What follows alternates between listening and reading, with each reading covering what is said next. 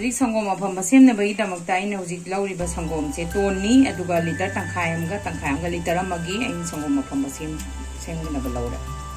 Hujik ahambada sangom se sahangadamni lumbu sahangadamni bagi damakta lumbu salas.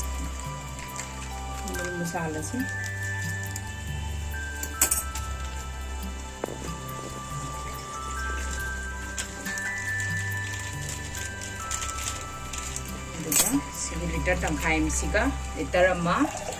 ado aina hujik tawgadaw si sangom se lumbu dam sahangadabani de sohangadawba natte hujik sahanlase sangom se lumbu saraga dum yarani koina haipet sarabani mesis lumbu sare si yarani aina lawriba sangom je tonni ado sangom ameta lobo yani full cream logera ton logera yumda laiba sangom ameta mai lo yani si yarani sangom phambogi namta huji adudi sangom je sangrabni na aina huji logdoi se sangom aphamba thani sangom je chamas ani mu aina lawre ado sangom aphamba yumda laibidraga su champrana adum chamas ani champra to summaga maru lokhoga phajana adu hadum hapasu dum phambani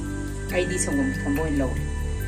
si sangom lumbu sabase aina chapu sida lawre ado sangom phamba matamda ini container da phamba ya adu yaragadi manipur su nu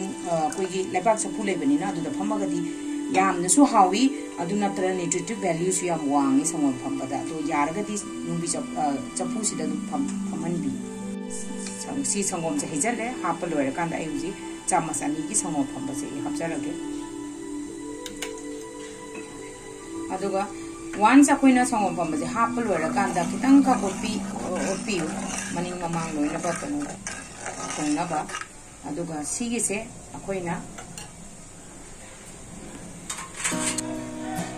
fazana akoina ot chamasna ot pa loira kanda sida makum fazana kupsala kanda noma amamuk akoigi normal akoigi room temperature da thamgada bani sangom je akoina thamba matamda akoigi yum mapana dum thambiyo freeze manungda thambiganu si sangom phamba se noma makai sure ngasi fazana phamme adudi ye ngasi si kamaina tawgeba ai ko laga ye ngasi fazana phamme se